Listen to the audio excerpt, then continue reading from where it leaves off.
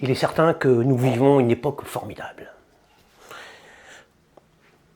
Aujourd'hui, contrairement à hier, la tare n'existe plus, il n'y a que des richesses. L'idiotie n'existe plus, il n'y a que des gens supérieurement intelligents qui ne sont juste pas compris du reste de la population. Mais ce sont des génies, à coup sûr. Formidable époque que la nôtre. Eh bien moi, je vais vous raconter une histoire sous forme pédagogique. Je vais vous narrer une expérience qu'il m'a été donnée de connaître dans ma vie, où j'ai osé aborder des sujets subversifs. J'ai demandé à une assemblée de gens bien évidemment aussi courtois que cultivés, des gens avec une bonne assise sociale, des gens construits, des gens sains d'esprit. Alors que pensez-vous de l'homosexualité? Mais c'est formidable, l'ouverture d'esprit. Dès lors que vous ouvrez votre esprit, les perspectives changent. Vous ne voyez plus noir, vous voyez blanc. Vous ne voyez plus haut, vous voyez bas, pas devant, mais derrière, etc., etc. Tout s'est inversé et c'est ça la magie de l'ouverture d'esprit de notre société, de notre époque. Ouvrez vos œillères et vous changerez la réalité. Vous changerez un imbécile en un génie, et etc., etc. Alors que pensez-vous de l'homosexualité? Alors j'entends des voix dans le public qui fusent au sujet de l'homosexualité. Et on me dit, j'entends que l'homosexualité, bon, bah, c'est l'éloge de la différence, éloge de la différence. C'est également l'ouverture d'esprit, la tolérance. Alors moi je note la tolérance, et je n'invente rien, moi je ne fais que répéter ce que j'entends. Et puis ainsi de suite. Alors par exemple, allez, pour la trisomie, qu'est-ce que la trisomie? Qu'est-ce que la trisomie vous inspire? Oh, la trisomie, c'est formidable, la trisomie. Déjà, encore une fois, c'est la différence, la gloire de la différence. Alors la différence, c'est fantastique la différence. La trisomie inspire des sentiments très positifs, comme la gentillesse.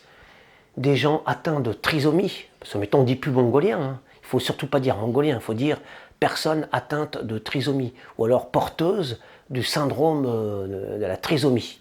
Bon, on reste courtois et moi je note que la trisomie c'est la tolérance, l'ouverture d'esprit, la gentillesse, la richesse, parce que j'entends beaucoup dans le public ce terme qui vient de toutes parts, ça fuse de partout.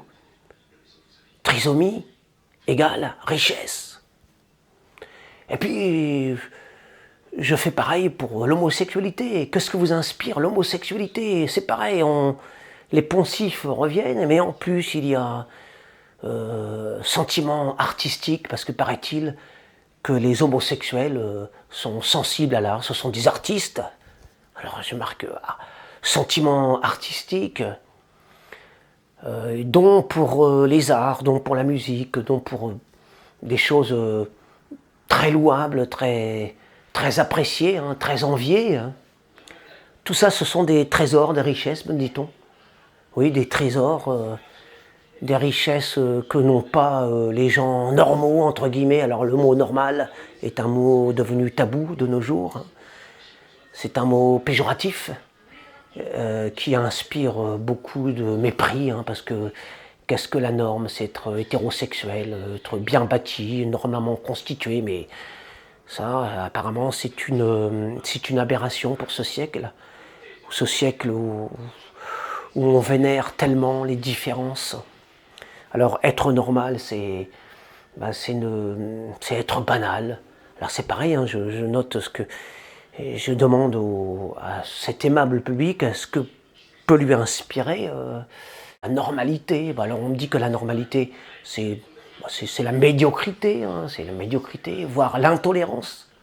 Je sais pas, on associe l'idée d'intolérance à la normalité. Bon, c'est comme ça, c'est le siècle qui veut ça. Alors moi je note, moi je suis neutre dans cette histoire.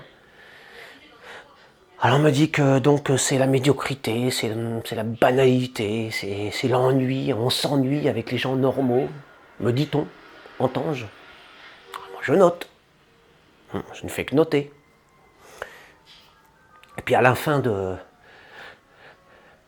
ces 3 exemples, je pose la question au public, quels sont les parents qui aimeraient avoir des enfants normaux?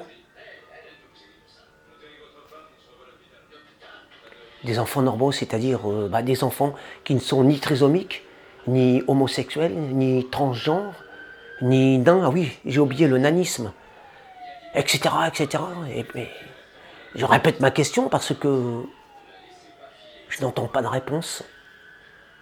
Je répète, quels parents dans le public, dans l'assemblée, aimeraient avoir des enfants normaux? Alors je me pose la question, est-ce qu'il y aurait-il des gens normophobes ou normalophobes? Ah oui, des gens pour qui la normalité serait une phobie, voire une discrimination.